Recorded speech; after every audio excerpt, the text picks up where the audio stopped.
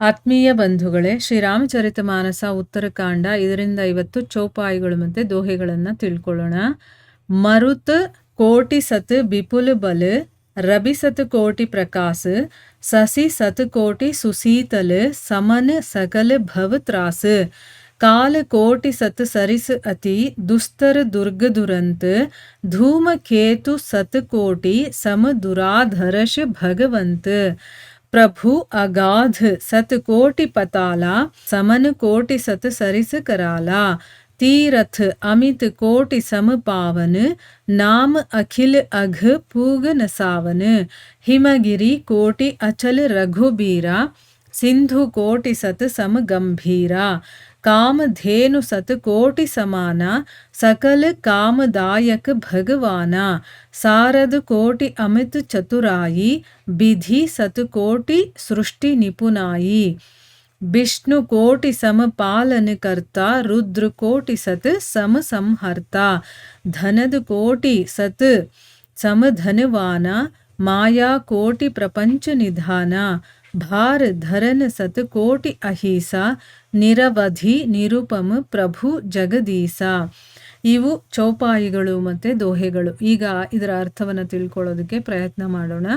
ತುಳಸಿದಾಸರು ಹೇಳ್ತಾ ಇದ್ದಾರೆ, ಕಾಕಭೂಷುಂಡಿ ಗರುಡನಿಗೆ ಆ ಭಗವಂತನ ನಾಮದ ಒಂದು ಮಹಿಮೆ ಏನು, ಆಮೇಲೆ ಭಗವಂತನ ಐಶ್ವರ್ಯದ ವರ್ಣನೆ ಮಾಡ್ತಾ ಇದ್ದಾನೆ. ರಾಮ ಕೋಟಿ ಮನ್ಮಥರಷ್ಟು ಸುಂದರನಾಗಿರುವಂಥವನು, ಅನಂತ ಕೋಟಿ ದುರ್ಗೆಯರಿಗೆ ಸಮನಾಗಿರುವಂಥ ಅರಿಮರ್ಧನ ಅವನು, ಆಮೇಲೆ ಕೋಟ್ಯಾಂತರ ಇಂದ್ರರಿಗೆ ಸಮಾನವಾಗಿರುವಂಥ ಅವನ ಭೋಗ ವಿಲಾಸಗಳು, ಅವನಲ್ಲಿ ಅನಂತವಾದ ಆಕಾಶ ಇದೆ ಅಂತ ಕೂಡ ಹೇಳಿ ಈಗ ಮುಂದುವರೆದು ಹೇಳ್ತಾರೆ, ಶ್ರೀರಾಮ ಕೋಟ್ಯಾವಧಿ ಪವನಗಳ ಹಾಗೆ ಮಹಾಬಲಿಷ್ಠನು.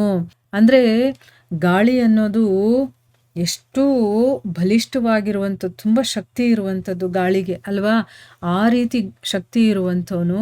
ಆಮೇಲೆ ಪ್ರಕಾಶದಲ್ಲಿ ಅವನು ಅಸಂಖ್ಯಾತ ಸೂರ್ಯರಿಗಿಂತಲೂ ಕೂಡ ಮಿಗಿಲಾಗಿರುವಂಥವನು. ಒಂದು ಸೂರ್ಯನ ತಾಪ, ಅದರ ಪ್ರಕಾಶವನ್ನು ನಾವು ಸಹಿಸ್ಕೊಳ್ಳೋದು ಕಷ್ಟ. ಆಮೇಲೆ ಒಂದೇ ಒಂದು ಸೂರ್ಯನಿಂದ ಇಡೀ ಬ್ರಹ್ಮಾಂಡನೇ ಬೆಳಗತ್ತೆ ಅಲ್ವಾ, ಪ್ರಕಾಶದಿಂದ ತುಂಬಿರುತ್ತೆ. ಆದರೆ ಆ ಭಗವಂತ ಅನ್ನೋನು ಅಸಂಖ್ಯಾತ ಸೂರ್ಯರಿಗಿಂತ ಮಿಗಿಲು ಅಂತ ಹೇಳ್ತಾ ಇದ್ದಾರೆ. ಅದು ನಮ್ಮ ಬುದ್ಧಿಮಟ್ಟಕ್ಕೆ ಎಟಕದೇ ಇರುವಂಥ ವಿಷಯಗಳು ಇವೆಲ್ಲ ಅಲ್ವಾ. ಈಗ ಒಂದು ಸೂರ್ಯನ ಪ್ರಕಾಶನೇ ಇಷ್ಟಿರಬೇಕಾದ್ರೆ ಅಸಂಖ್ಯಾತ ಅಂತ ಹೇಳ್ಬಿಟ್ಟಿದ್ದಾರೆ. ಎಷ್ಟು ಸೂರ್ಯ, ಇನ್ನೆಷ್ಟು ಬೆಳಕಿರ್ಬೋದಪ್ಪ, ಹೇಗಿರ್ಬೋದು ಭಗವಂತ ಅಂತ ನಮ್ಗನ್ಸುತ್ತಲ್ವಾ. ಶೀತಲತೆ ಅಂದರೆ ಏನು, ತಂಪಿನಲ್ಲಿ ನೆಕ್ಕವಿಲ್ಲದಷ್ಟು ಚಂದ್ರರಿಗಿಂತಲೂ ಕೂಡ ಅವನು ತುಂಬ ಶೀತಲವಾಗಿರುವಂಥವನು. ಆಮೇಲೆ ಸಮಸ್ತ ಭಯ ನಿವಾರಕನಾಗಿದ್ದಾನೆ. ಭಯಂಕರವಾಗಿರುವಂಥ ಕೋಟಿ ಕೋಟಿ ಮೃತ್ಯು ದೇವತೆಗಳಿದಾರಲ್ಲ, ಅದಕ್ಕಿಂತಲೂ ಕೂಡ ಅತ್ಯಂತ ದುಸ್ತರನಾಗಿರುವನು, ದುರ್ಗಮನಾಗಿರುವನು, ಮತ್ತು ಕೊನೆಯನ್ನು ಮುಟ್ಟೋದಕ್ಕೆ ಅಸಾಧ್ಯವಾಗಿರುವಂಥವನು. ಆ ಭಗವಂತ ಶತಕೋಟಿ ಅಗ್ನಿಗಳ ಹಾಗೆ ಅವನು ಅತ್ಯಂತ ಪ್ರಬಲನಾಗಿದ್ದಾನೆ. ಆ ಪ್ರಭು ಶತಕೋಟಿ ಪಾತಾಳಗಳಿದೆಯಲ್ಲ ಅಷ್ಟು ಗಂಭೀರ ಅಂತಂದ್ರೆ ಏನು, ಆಳವಾಗಿರುವಂಥವನು.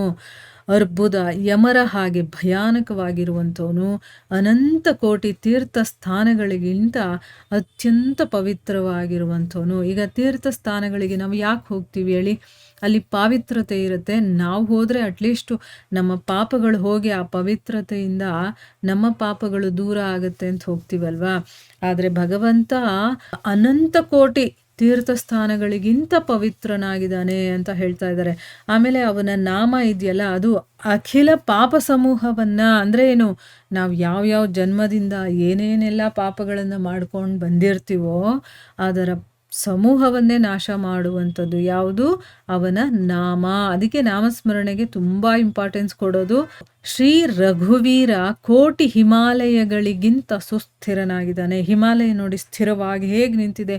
ಮಳೆ, ಗಾಳಿ, ಬಿಸಿಲು, ಚಂಡಮಾರುತ ಏನು ಬಂದರೂ ಕೂಡ ಹಿಮಾಲಯವನ್ನು ಅಲುಗಾಡಿಸೋದಕ್ಕಾಗೋದಿಲ್ಲ, ಅಷ್ಟು ಸ್ಥಿರತೆ ಇದೆ ಅದರಲ್ಲಿ.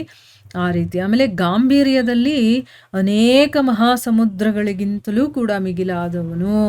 ಈಗ ಸಮುದ್ರ ಎಷ್ಟು ಗಂಭೀರವಾಗಿರುತ್ತಲ್ಲ, ಆ ಒಂದು ಗಾಂಭೀರ್ಯ, ಅದರಲ್ಲಿ ಒಂದು ಮಹಾಸಮುದ್ರ ಅಲ್ಲ, ಅನೇಕ ಮಹಾಸಮುದ್ರಗಳನ್ನು ಸೇರಿಸಿದಾಗ ಒಂದು ಗಾಂಭೀರ್ಯತೆ ಏನಿರುತ್ತೋ ಅಂಥ ಗಾಂಭೀರ್ಯ ಭಗವಂತನಿಗಿದೆ ಅಂತ ಹೇಳ್ತಾ ಇದ್ದಾರೆ.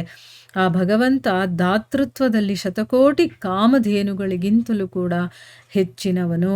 ಅವನಲ್ಲಿ ಅನಂತ ಕೋಟಿ ಸರಸ್ವತಿಯರ ಜಾಣ್ಮೆ ಇದೆ. ಶತಕೋಟಿ ಬ್ರಹ್ಮರಿಗೆ ಸಮಾನವಾದಂತಹ ಸೃಷ್ಟಿ ರಚನಾ ನೈಪುಣ್ಯವಿದೆ. ಅಂದರೆ ಅಷ್ಟು ಎಕ್ಸ್ಪರ್ಟ್ ಅವನು. ಯಾವ ಥರದ್ದು ಸೃಷ್ಟಿ ರಚನೆ ಬೇಕಾದರೂ ಮಾಡ್ತಾನೆ ಅಂತ ಒಂದು ಕಲೆ ಅವನಲ್ಲಿದೆ.